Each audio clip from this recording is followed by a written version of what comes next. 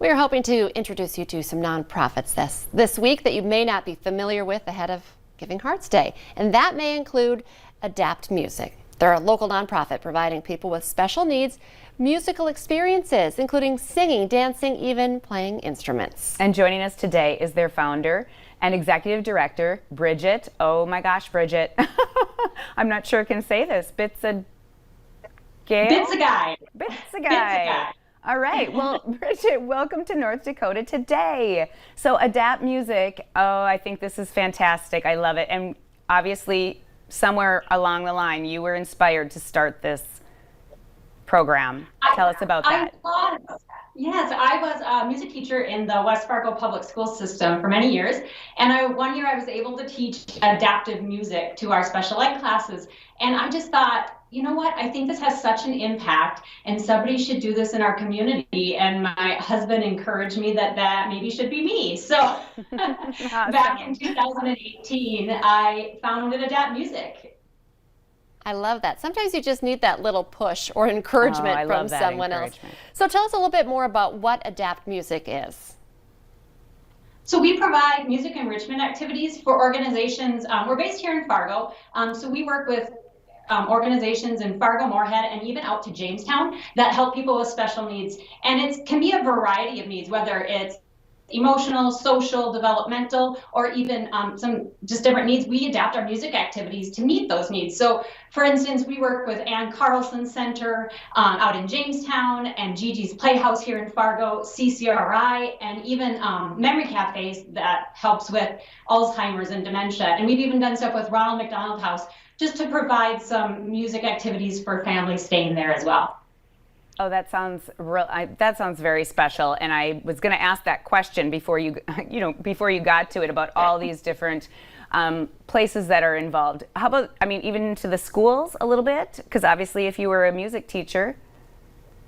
Yes, this year with COVID has been hard since they're not, having volunteers into the school. But yes, that I have loved my time in the schools and would love to do more of that in the future after kind of those volunteer restrictions have been lifted. So that would be great too. Yes. Can you give us some examples of what kind of musical activities? You really do help a lot of organizations that all of us are familiar with. But what does it mean, and how are you changing the musical activities to adapt? Yeah, that's a great question.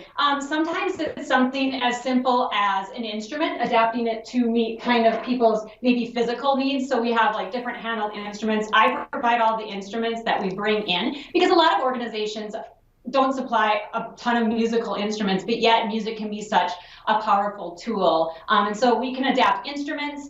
I adapt how we use those. Even like something as simple as ribbons, just putting maybe a band on it instead of having to hold it in your hand can help with kind of physical adaptations. And then just if they're doing maybe a special event, using music activities to that kind of special event geared for that, or just kind of focusing on body awareness or responding to music or following directions in a song. So it can really fit the needs of many different organizations, and we tailor it to each organization itself too. I feel like music is something maybe we take for granted, but can you talk about the advantages and the benefits of everyone having access to these, activities, especially musical activities? I think we've seen it so many times where we use it just in our normal day, maybe for pepping us up or exercising or helping us calm down or relax or just a way to get our day started. But it also has so many other benefits too. It uses both sides of our brain. So it's making our brain more active. It helps with body awareness, with fine motor skills and gross motor skills, moving to those, and just those emotional connections that we make to music as well. I think a lot of times an underserved community just doesn't maybe have the person to bring it into them. And that's just where I like to fill that gap, is I have a passion for it and the resources to bring that into organizations that maybe don't have somebody on staff that can do that. Mm-hmm. So before we wrap up, how can our viewers get involved with Adapt Music?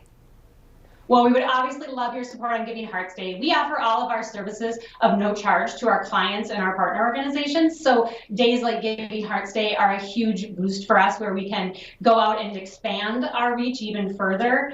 We've also had to adapt kind of with COVID. We've now started virtual programming. So if you know of an organization that maybe could benefit from some music enrichment activities, we would just love getting the word out about Adapt Music and how we can help you. We've even expanded it into just our community. We did the West Acres virtual pop-up and play. So even if you have a special event, or maybe you want to bring us in monthly or bi-weekly, we can fit a lot of different needs. So just even outreach. So if you know of anybody who could use our services, please let us know. I was not familiar with this before visiting with you. What an incredible program and organization you have. So hopefully you get the support on Giving Hearts Day. Thank you, Bridget. Stay with us. Coming Thank up you. next, we're talking about, usually you think heart disease in adults. We're talking about heart disease in children. That's next.